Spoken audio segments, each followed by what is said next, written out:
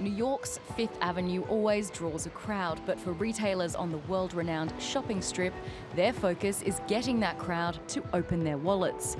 Among the household names and luxury brands stand empty storefronts and for lease signs. I think that they're going to be hurting. I think the economy is going to hurt really bad. You can see it starting to trickle down to, the bigger retail stores. Some big names closed their Fifth Avenue branches last year, including Tommy Hilfiger, Gap and luxury jeweller Henry Bendel.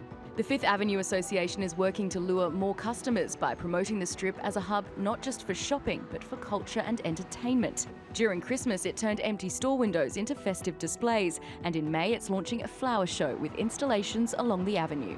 I think our main job is to help all the great brands that are here, which are so extraordinary, tell their story, and also to help them cooperate on an urban street, which is not an enclosed environment. Fifth Avenue has historically been separated into two sections. The mainstream brands spread from 42nd to 49th Street. Upwards of 49th, it's the luxury designers. But it's also been a separate story when it comes to rent. According to commercial real estate firm Cushman & Wakefield, rents between 42nd and 49th Streets dropped over 16% year over year in the fourth quarter of 2019. Between 49th and 60th Street, rents rose 0.2% and store vacancies were also higher. It's always been the highest rent submarket in New York by a substantial amount. I think that spread has compressed a little bit over the last 2 or 3 years as Fifth Avenue rents have gone down substantially and as availability has stayed relatively flat. As well as working with the Fifth Avenue Association, retailers here have to give shoppers something they can't get online. Puma opened this flagship store in August last year. The athleisure company describes it as a shopping experience like no other, with a customization studio, artist residencies, an F1 racing simulator, and even a football pitch simulator to test out their latest booths.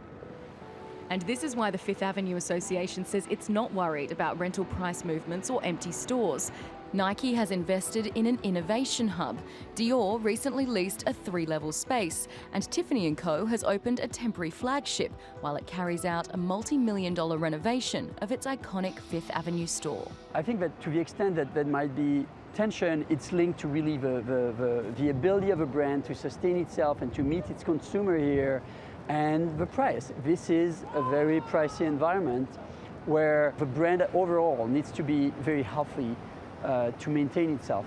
Retailers also need a healthy consumer. With the coronavirus spreading globally, tourist numbers on Fifth Avenue have already started falling.